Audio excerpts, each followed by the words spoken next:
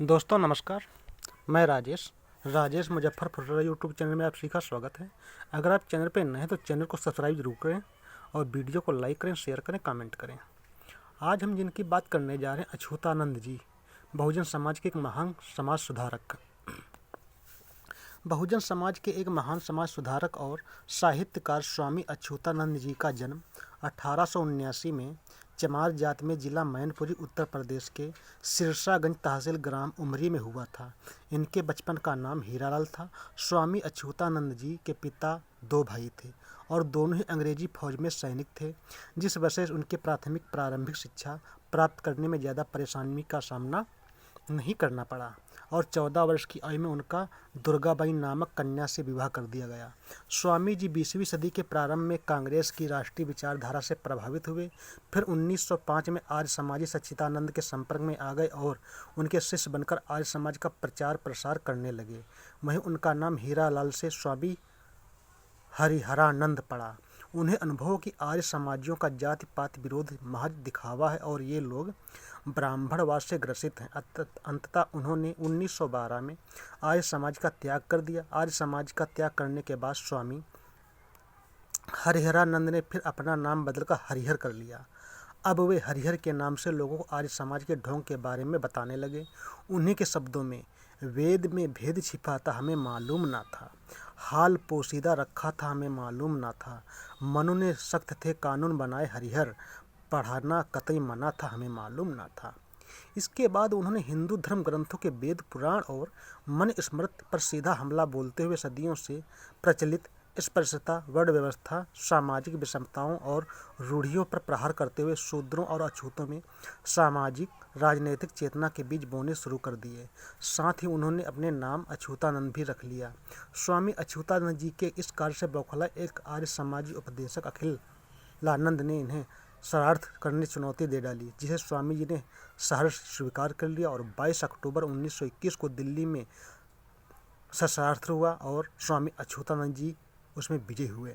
आर्य समाजी उस समय स्वामी जी पर इतने बौखलाए हुए थे जिसका अंदाज़ा इस बात से लगा सकते हैं कि सन 1922 में उन्होंने आदि हिंदू आंदोलन की स्थापना की तो उन्होंने आगरा में यह आंदोलन चलाया तो आर्य समाजियों ने आर्य समाज से प्रभावित कुछ दलितों को ही आगे कर उन पर पथराव करवाया तथा उन्हें वह आंदोलन नहीं चलाने दिया।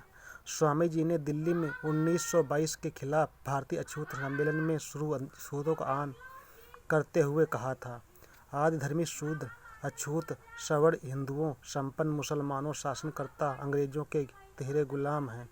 गांव में अस्पृश्यता और दासता के शिकार, शहर में उन पर बेरोजगारी की मार है। उनकी अलग गंदी बस्तियां उनके दयनीय सामाजिक आर्थिक स्थिति का ज्ञान कराती हैं, साथ ही हिंदू के अनवरत शोषण का पता भी देती हैं, जिसकी ओर ब्रिटिश सरकार ने ध्यान ही नहीं दिया।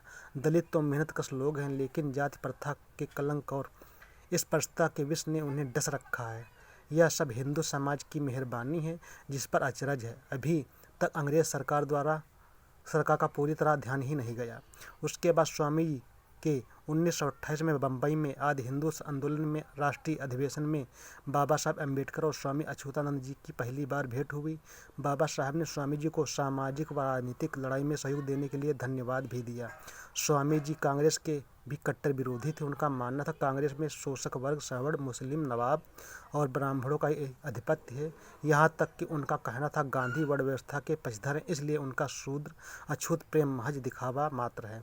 गांधी ने जब शूद्रों अछूतों को हरिजन नाम दिया तब स्वामी जी ने उसका विरोध कविता के माध्यम से किया कि ये हरिजन पद में हमें प्रदान अत्यंत पतित बहिष्कृत पादज पंचम शूद्र महान, हम हरिजन तुम हो हरिजन बस ना कहें श्रीमान, कि तुम हो उनके जन जिनको जगत कहत शैतान।